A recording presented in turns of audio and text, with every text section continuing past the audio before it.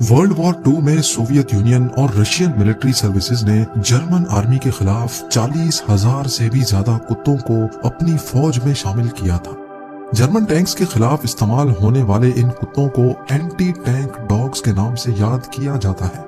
वैसे तो इनको जंग के दौरान फर्स्ट एड और फूड डिलीवरी के लिए ट्रेन किया गया था, लेकिन फिर सोवियत्स को ख्याल आया कि क्यों ना इनको जर्मन टैंक्स उड़ाने के लिए इस्तेमाल किया जाए।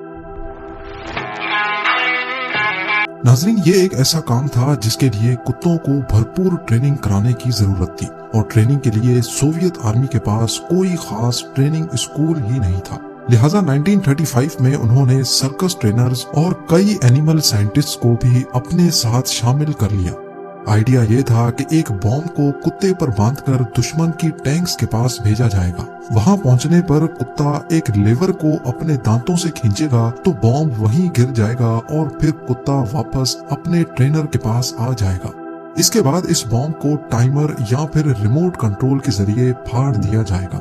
अगर ट्रेंड जर्मन शेफर्ड की बात की जाए तो ये काम उनके लिए कोई मुश्किल नहीं था। कुत्तों के एक ग्रुप को ट्रेनिंग दी गई, लेकिन 6 महीनों की ट्रेनिंग के बाद भी कोई एक भी कुत्ता इस टास्क में महारत हासिल ना कर सका। उसकी वजह यह थी कि उनको एक खड़ी हुई टैंक पर ट्रेनिंग दी जा रही थी और जब टेस्टिंग के तौर पे उनको नई लोकेशन पे और चलती हुई टैंक के सामने ये टास्क दिया गया तो कुत्ते कंफ्यूज हो जाते थे कि बॉम्ब को कहाँ गिराना है और इस बात के काफी चांसेस थे कि मैदान जंग में कुत्ते ये बॉम्ब वापस अपने ट्रेनर के पास लेकर आएंगे। सिर्फ इतना ही नहीं, अगर इनमें टाइमर बॉम्ब लगा होगा तो वो वापस आकर उल्टा सोवियत्स के बीच में ही आकर फट सकते हैं।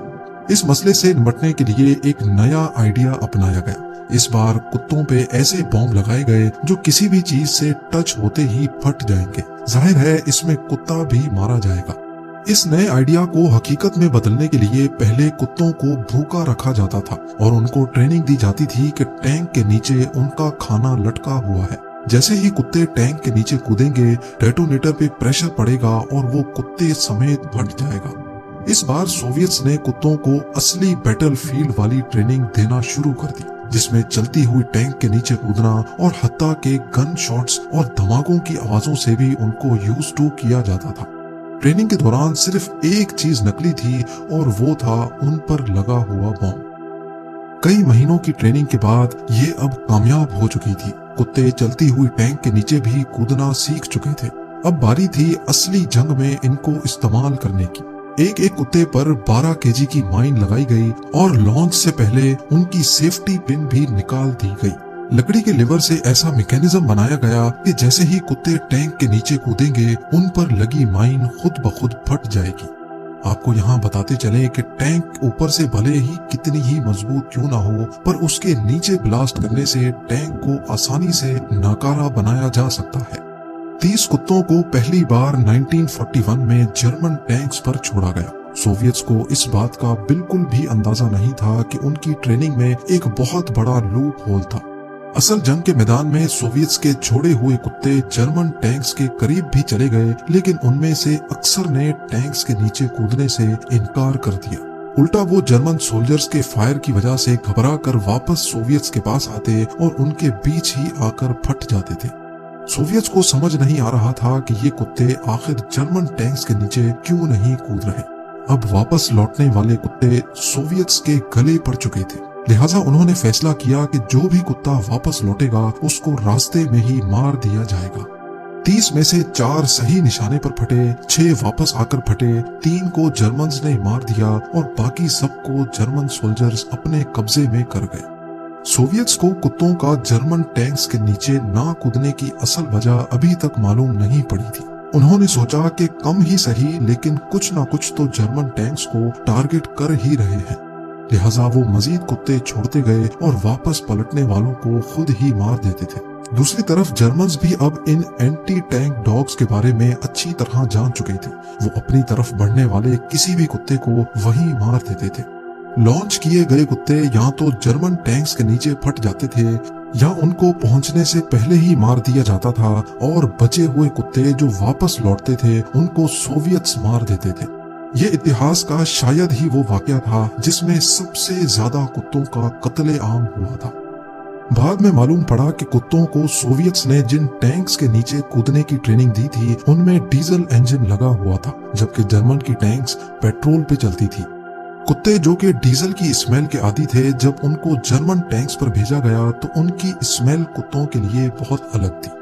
जब तक सोवियत्स को ये असल वजह मालूम पड़ी तब तक बहुत देर हो चुकी थी। हजारों ट्रेनर्स कुत्तों को अपने सामने मरते देखकर पहले ही अपनी जॉब छोड़ चुके थे।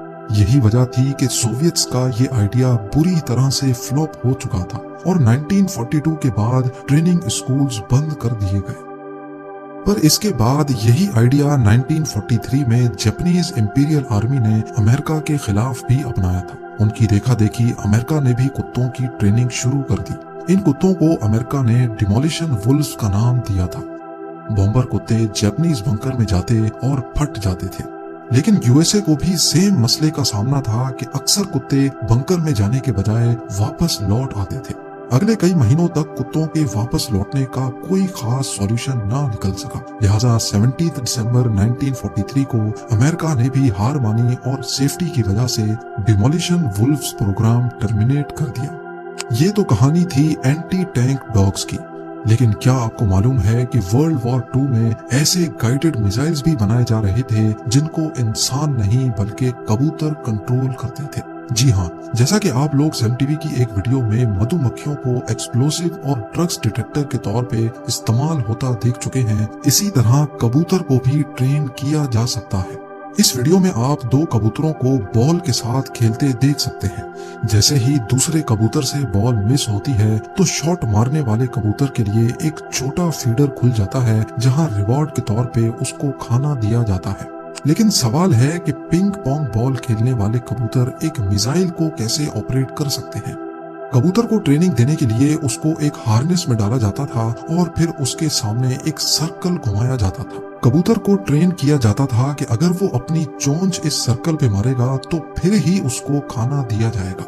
जब कबूतर ट्रेनिंग का ये पहला फेज कंप्लीट कर लेता था तो फिर उसकी चोंच पर एक मेटल स्ट्रिप लगाई जाती जो कि एक वायर के साथ कनेक्टेड थी, और जब भी कबूतर अपने टारगेट पर चोंच मारेगा तो उसकी मूवमेंट कबूतर की चोंच की मूवमेंट के साथ चेंज होती थी।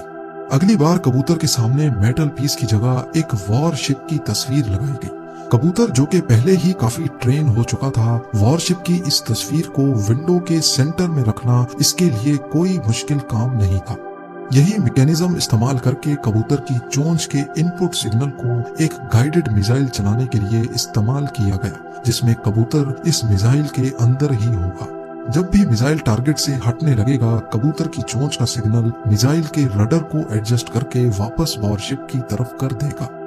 अमेरिकन साइकोलॉजिस्ट BF स्किनर जो कि इस प्रोजेक्ट के पीछे थे, वो ये एक्सपेरिमेंट कामयाबी से कर चुके थे और यूएस नेवी इस मिसाइल को ऑलमोस्ट अप्रूव भी कर चुकी थी। लेकिन 1953 में इलेक्ट्रॉनिक गाइडेड मिसाइल टेक्नोलॉजी काफी मैच्योर हो चुकी थी। इसी वजह से BF स्किनर के इस प्रोजेक्ट को डिसअप्रूव कर दिया गया। लेकिन ऐसा नहीं है कि इसके बाद परिंदों का इस्तेमाल खत्म कर दिया गया। परिंदों को हथियार के तौर पे आज भी इस्तेमाल किया जा रहा है। डच पुलिस के पास ट्रेन्ड ईगल्स हैं जो हवा में मौजूद ड्रोन्स को जमीन पे गिरा सकती हैं। छोटी एज से ही इनके ब्रेन को ड्रोन के खिलाफ ट्रेन किया जाता है और जाहिर है उसके बदले में उनको रिवॉर्ड भी दिया जाता है। ड्रोन के तेज घूमते हुए प्रॉप्स ईगल के पैरों को नुकसान न पहुंचाएं, इसके लिए इनको खास ग्लव्स भी पहनाए जाते थे। जैसे ही ड्रोन के प्रॉप्स पर इनके पंजे टच होते हैं तो वो बंद होकर ड्रोन को जमीन पर गिरा देते हैं। डच पुलिस के मुताबिक इनके इस हथियार का सक्सेस रेट 95% है, जो कि दूसरे एंटी ड्रोन वेपन से काफी ज्यादा है। इसी तरह डॉल्फिन्स और सी लायंस को अंडर वाटर माइंस डिटेक्ट करने के लिए भी इस्तेमाल किया जाता रहा है। वो समंदर के अंदर स्ट्रेंज ऑब्जेक्ट्स को न सिर्फ डिटेक्ट करके अपने ट्रेनर्स को इन्फॉर्म करती हैं, बल्कि उनको रस्सी से हुक करने की काबिलियत भी रखती हैं, ताकि उनको नेवी ऑफिशियल्स पानी से बाहर खींच सकें। स्क्रीन पे दिखने वाला ये टॉर्पीडो मिसाइल 2013 में नेवी डॉल्फिन की मदद से डिटेक्ट किया गया था।